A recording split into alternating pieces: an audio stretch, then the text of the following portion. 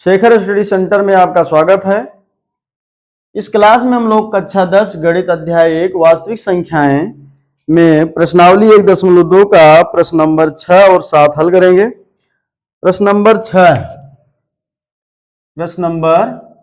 6 जिसमें कहा गया है व्याख्या कीजिए कि 7 गुणे 11 गुणे 13 धन 13, 7 गुणे 11 गुणे 13 धन 13 और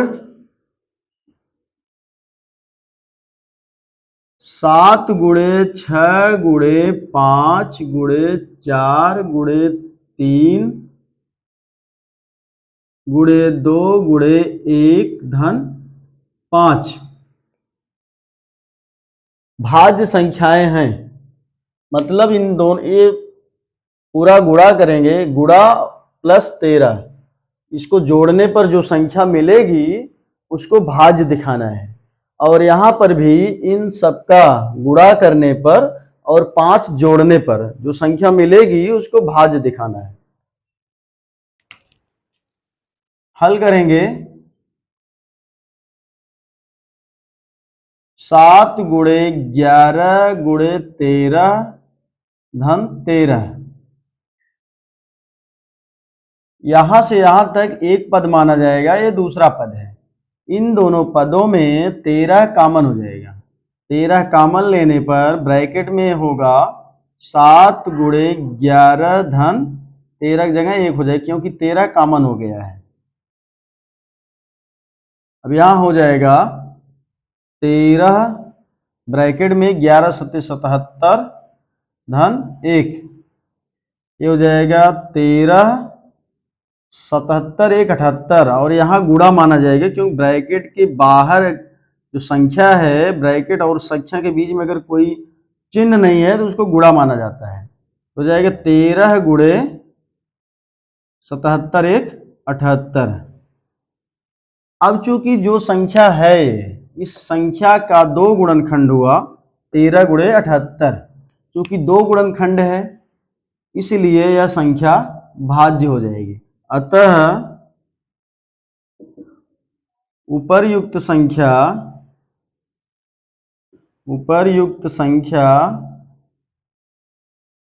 एक भाज्य संख्या होगी।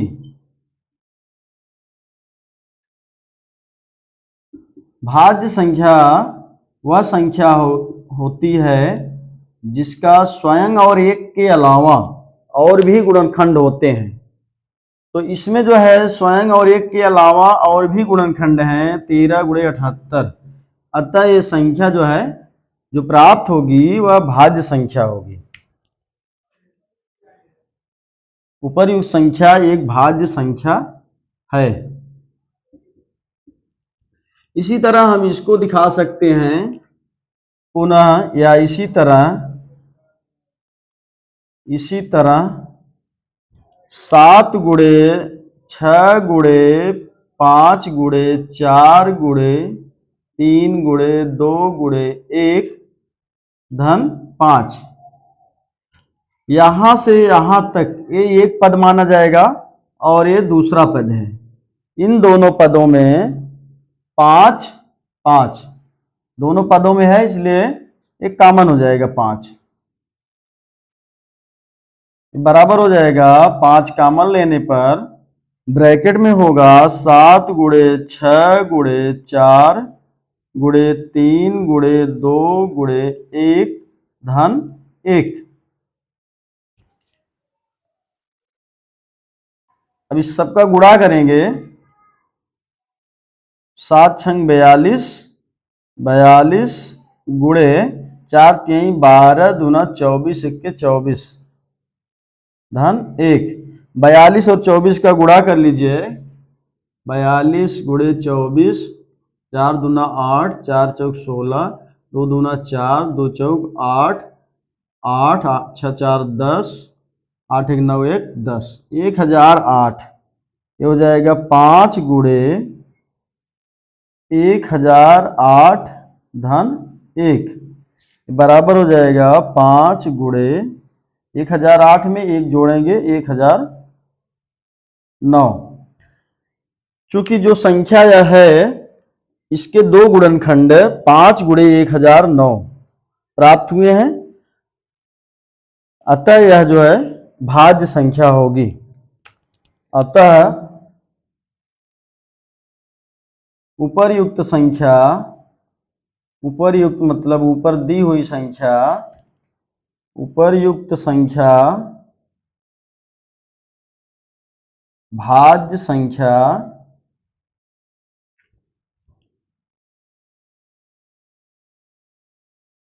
भाज्य संख्या है। इस तरह से प्रश्न नंबर 6 हल हुआ। प्रश्न नंबर 7 देखेंगे।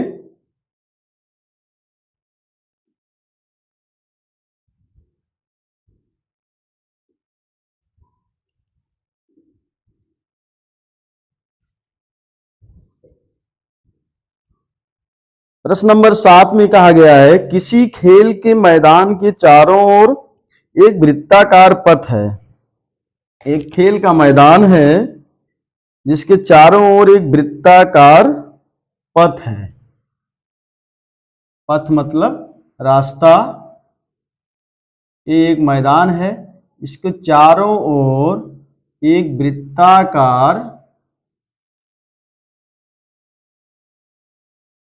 वृत्ताकार पथ है।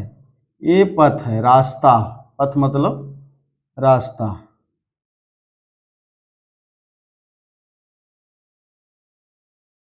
प्रश्न नंबर 7,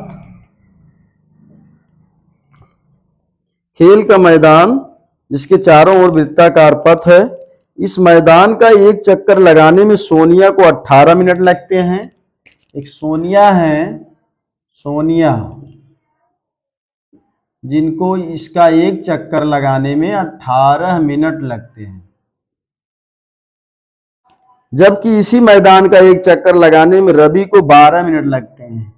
एक रवि हैं, उनको जो है 12 मिनट लगता है।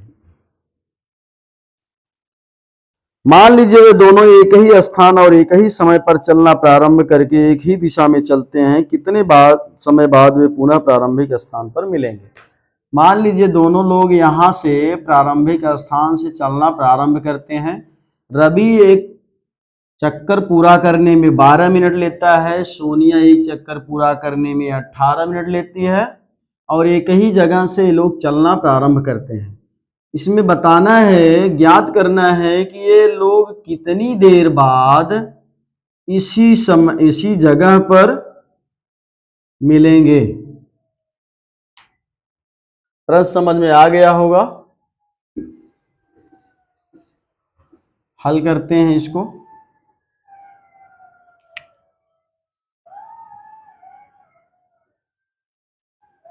सोनिया और रवि द्वारा वृत्ताकार मैदान या वृत्ताकार पथ का एक चक्कर पूरा करने में क्रमशः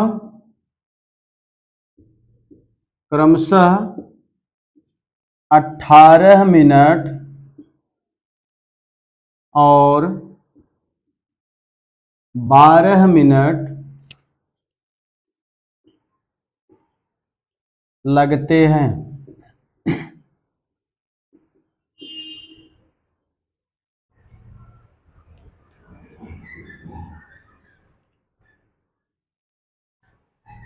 तो पुनः प्रारंभिक स्थान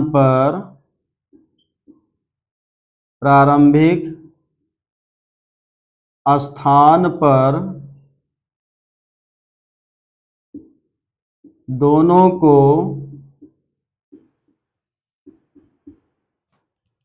मिलने का समय मिलने का समय बराबर एलसीएम ऑफ 18 एंड 12।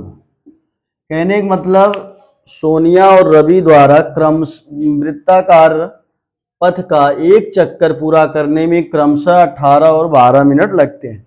मतलब सोनिया द्वारा 18 मिनट और रवि द्वारा 12 मिनट लगते हैं। तो पुनः प्रारंभिक स्थान पर जहां से वो चले थे वहां पर पुनः दोनों को एक साथ पहुंचने में, मिलने में, दोनों को मिलने का जो समय होगा वो कितना होगा? एलसीएम 18 और 12 का एलसीएम ज्ञात करेंगे, वो अभीष्ट समय हो जाएगा।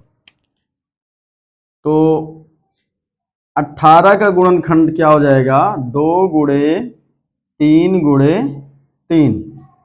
12 का गुणनखंड हो जाएगा 2 गुणे 2 गुणे 3। 3 तिहाई 9 दूना 18, 2 दूना 4 तिहाई 12। अब इसका एलसीएम हो जाएगा, LCM of 18 and 12 equal to हो जाएगा 2 दोनों में है 2 ले लिए, 3 दोनों में है 3 ले लिए, बाकी जो संख्या बचती है 3 इसमें है बट इसमें नहीं है, इसको भी ले लेंगे, 2 को भी ले लेंगे, गुणा कर लेंगे, यही एलसीएम हो जाएगा। 2 तिहाई 6 त्रिक 18 दूना 36। अतः अभीष्ट समय मतलब दोनों के प्रारंभिक स्थान पर मिलने का समय क्या होगा? 36 मिनट। अर्थात सोनिया और रवि दोनों एक साथ 36 मिनट बाद मिलेंगे। तो इस क्लास में बस इतना ही। ओके।